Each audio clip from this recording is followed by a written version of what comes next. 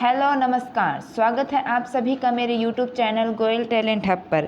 आज हम मैथ्स में क्लास 10th की प्रश्नावली 1.1 के क्वेश्चन नंबर 5 से पढ़ेंगे। पिछले की 2 वीडियो में हमने 4 क्वेश्चनों को अच्छी तरह से समझ लिया है। आई होप आपको मेरे वीडियो समझ में आए होंगे।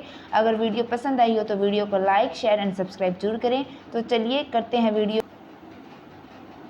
देखो, मैंने आपको कहा था 5वां क्वेश्चन करवा रही हूँ। 5वां क्वेश्चन देखिए हमें क्या दे रखा है कि जांच कीजिए कि क्या किसी प्राकृत n के लिए संख्या 6 की पावर n अंक 0 पर समाप्त हो सकती है।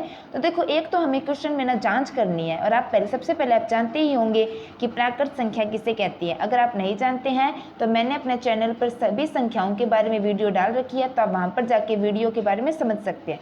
वैसे प्राकृत संख्या 1 से शुरू होकर अनंत तक जाने वाली संख्याओं को प्राकृत संख्या कहा जाता है। देखिए, हमें कहा गया कि 6 की पावर n, यानी कि जैसे कि हमने n बराबर 1 मान लिया, क्योंकि प्राकृत संख्या तो 1 से लेकर अनंत तक होती है, तो 6 की पावर 1 क्या होगी 6। फिर जब हमने n की पावर 2 मानी तो 6 की पावर 2 यानी कि 36, और जब n की पावर 3 मानी तो 6 की पावर 3 यानी कि 216। तो देखिए, इनमें से कोई भी संख्या 0 पर समाप्त नहीं हुई है, अतः 6 की पावर अंक 0 पर समाप्त नहीं हो सकती है। इस क्वेश्चन में हमें जांच करनी थी और हमने जांच किया तो उत्तर हमारा हाँ आया या नहीं आया, तो अतः इस क्वेश्चन की जांच में उत्तर आएगा नहीं। इस प्रकार हमने 5वां क्वेश्चन कंप्लीट कर लिया। इस क्वेश्चन को करने के लिए बस हमें इतना पता होना चाहिए कि हमें कौन सी संख्या दी गई है। अगर हमें पूर्ण संख्या दी गई होती तो पूर्ण संख्या 0 से लेकर अनंत तक जाती है, और जब हम n का मान 0 रखते हैं तो 6 की पावर 0 ही 6 की पावर 0 भी 1 होती है, फिर भी वो भी नहीं होता। अतः हमें प्राकृत संख्या बताई गई है, तो प्राकृत संख्या 1 से लेके अनंत तक होती है। आगे 6th क्वेश्चन देखिए कि व्याख्या कीजिए कि 7 गुणा 11 गुणा 13 प्लस 13 और 7 गुणा 6 गुणा 5 गुणा 4 गुणा 3 गुणा 2 गुणा 1 प्लस 5 भाज्य संख्याएं क्यों हैं। तो देखिए, पहले में ये संख्या दे रखी है 7 गुणा 11 गुणा 13 प्लस 13। तो देखो, सबसे पहले 11 7 77, 77 को 13 से गुणा किया और एक उसमें 13 जोड़े, 1014 आएगा। फिर दूसरी जो हमें इतनी बड़ी संख्या दे रखी थी उसका सबसे पहले गुणा करेंगे, उसके बाद उसमें 5 जोड़ देंगे तो 5045 आएगा। अब देखिए, दोनों संख्याएं ना स्वयं और 1 के अलावा अन्य किसी और संख्या से भी विभाजित हो रही है ना। देखो, 1014 में 1 का जाता है, क्योंकि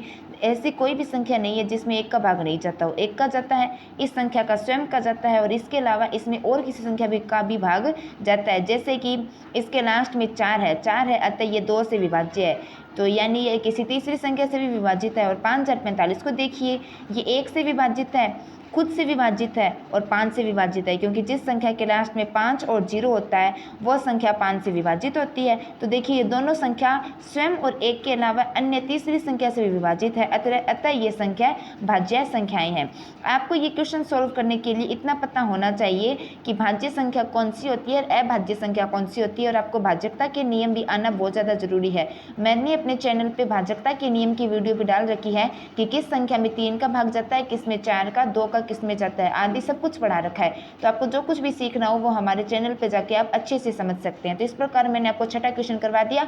अब हम लास्ट 7वां क्वेश्चन करते हैं। देखो, हमें क्वेश्चन दिया गया था कि सोनिया द्वारा एक चक्कर में लिया गया समय क्या है, कितना है 18 मिनट है, और रवि द्वारा एक चक्कर में लिया गया समय कितना है 12 मिनट। अब हमें प्रारंभिक पुनः स्थान पर मिलने के लिए लगने वाले समय का ज्ञात करना है। देखो, जहाँ से उन्होंने सिरा शुरू किया था उसी सिरे पर वापस लाने के लिए समय निकालने के लिए दोनों समय का एलसीएम लिया जाता है। क्या लिया जाता है, एलसीएम लिया जाता है। तो देखो, 18 और 12 का हम क्या लेंगे, एलसीएम। जब हम 18 और 12 का एलसीएम लेंगे तो एलसीएम आएगा 36। तो 36 है, यानी कि उन्हें वापस प्रारंभिक स्थान पर पहुंचने के लिए कितना समय लगेगा, 36 मिनट। आपको ऐसे क्वेश्चन ध्यान रखने हैं कि जब हमें वापस पुनः उसी स्थान पर पहुंचने के लिए पूछा गया हो, तब हमें जो संख्याएं दी गई होती है उनका हमें एलसीएम निकालना होता है। तो इस प्रकार आज हमने प्रश्नावली नंबर 1.1 कंप्लीट की है आपकी 10th क्लास की। आप हमारे वीडियो को कमेंट करके जरूर बताएं कि आपको वीडियो कैसे लगी, हमारा पढ़ा वो समझ में आता है क्या। अगर समझ आए तो वीडियो को लाइक, शेयर एंड सब्सक्राइब करें, हमारे चैनल को ज़्यादा से ज़्यादा देखें। एंड लास्ट में थैंक यू।